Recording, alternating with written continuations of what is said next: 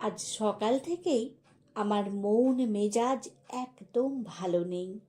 কারণ আমার মেয়ে ভালো নেই। আমার একমাত্র মেয়ে শ্বশুর বাড়িতে এলাম। কারণ আজ তাকে নিয়ে পারিবারিকভাবে বিচার সভা বসেছে।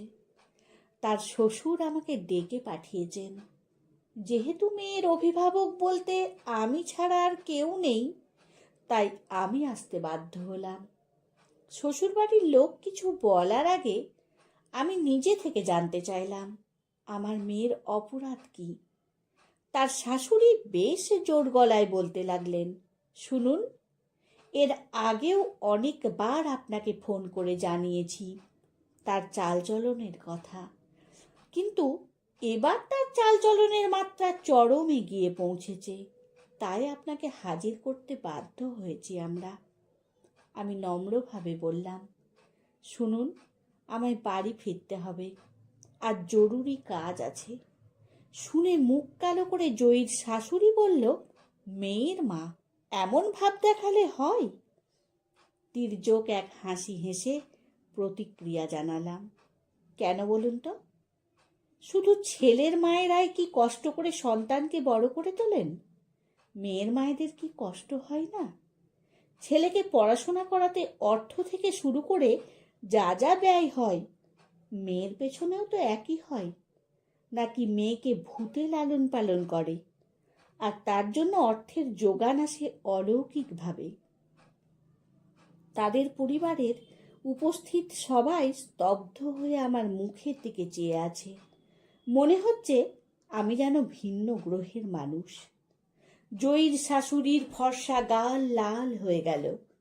আমার দিকে চেয়ে বলল, আপনি আমার বাড়িতে এসে এত উচ্চস্বরে গলা তুলে কথা বলছেন? আপনার বাড়িতে এটা হলে মনে হয় ঘাড় ধাক্কা দিয়ে ঘর থেকে বের করে দিতেন। একদমই না বেয়ান। আমার বাড়ি বা ঘর হলেও সেই রকমই কথাগুলোই আমি আপনাকে বলতাম। উচিত কথা যে কোনো স্থানেই বলা যায়। পাশ থেকে তার ননদ বলল, আন্টি শুনুন, বৌদি মায়ের মুখে মুখে তর্ক করছে কাল। প্রায় এমন করে। মা বৌদির কোনো ভুল ধরে শুধরে দিতে চাইলেই বৌদি পাল্টা তর্ক শুরু করে দেয় মার সাথে। এভাবে চলতে থাকলে শেষ পর্যন্ত কি হবে আন্টি? এটাই তার অপরাধ? আমি চোখ তুলে তার ননদকে জিজ্ঞেস করলাম। পাশ থেকে তার শাশুড়ি গলার জোরে বলল, এটা কি অপরাধ নয়? পারিবারিক শিক্ষাটা হলো আসল। আপনার স্বামী বহু বছর আগেই মারা গিয়েছেন। মেয়েকে আপনি বড় করেছেন, কিন্তু কি শিক্ষা দিয়েছেন? আপনিও কি আপনার শাশুড়ির সাথে এমন ব্যবহারই করতেন? যা দেখে দেখে আপনার মেয়ে বেয়াদব হয়েছে। আপনার মেয়েকে বলে যান আর কখনোই যেন আমার মুখে মুখে তর্ক না করে। এটা কিন্তু আমি আর বরদাস্ত করব না। এটা তার বাবার কিংবা মামার বাড়ি নয় যে তার খেয়াল খুশি মতো চলবে। এটা তার শ্বশুর বাড়ি। আমি ধীর গলায় বললাম, এটা অবশ্যই তার শ্বশুর বাড়ি, মানে তারও বাড়ি। এটা জেলখানা নয়। উপর থেকে যখন যেভাবে হুকুম করবে আর দাসীর মতো বাধ্য হয়ে মানতে হবে। এখানে তারও সমান অধিকার আছে। যে কোনো বিষয়ে সবার সাথে সে বোঝাপড়া করতেই পারে।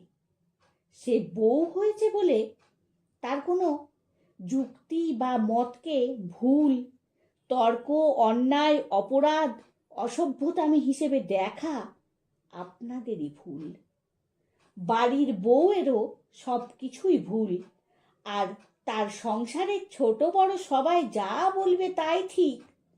তিনি রুক্ষস্বরে বললেন, এখন বুঝলাম আপনার মেয়ে মুখে মুখে তর্ক করা কার কাছ থেকে শিখেছে। আমিও দমে থাকার মানুষ নই। উপস্থিত সবাইকে শুনিয়ে বললাম, গ্রামের ৮-১০টা মায়ের মতো আমাকে ভাবলে আপনারা ভুল করবেন। আমি একবিংশ শতাব্দীর একজন প্রগতিশীল মা।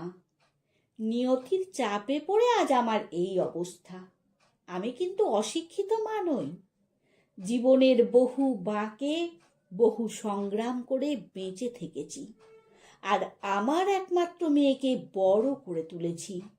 অন্যায়ের সাথে আপোষ করতে শেখাইনি।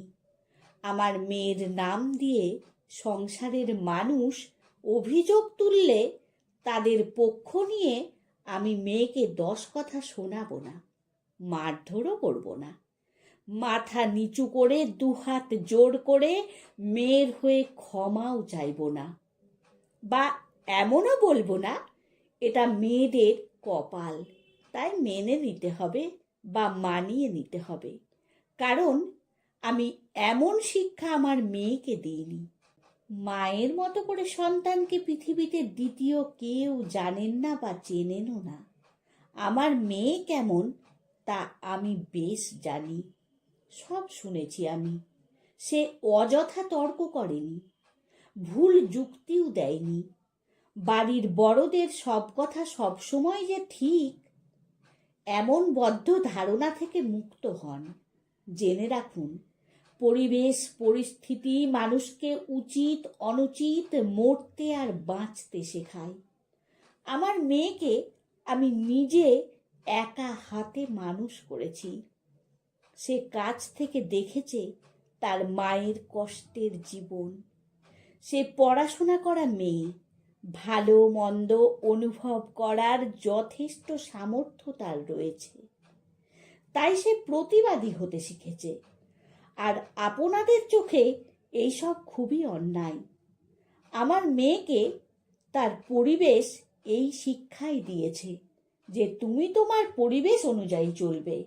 ভালো পরিবেশ হলে ভালো, খারাপ পরিবেশ হলে খারাপ, যাতে সবাই বুঝতে পারে তোমাকে পুতুল হিসেবে নাচানো যাবে না, মানুষ হিসেবে মূল্যায়ন করতে হবে। নিজের অবস্থান থেকে নিজের মতো করে অন্যকে বোঝার চেষ্টা করবেন না, তার অবস্থান থেকে তাকে বোঝারও মূল্যায়ন করার চেষ্টা করুন। হতে পারে তখন সে আপনাকে চমকে দেওয়ার মতোই চলবে। মেয়েকে ডেকে বললাম, আজকের পর থেকে তোর সাথে অন্যায় কিছু ঘটলে সারা জীবনের জন্য তোর মায়ের কাছে চলে আসবি। নিত্য সংঘাত আর অনাদরের জীবনের চেয়ে একা নিঃসঙ্গ জীবন শান্তি ও সম্মানের।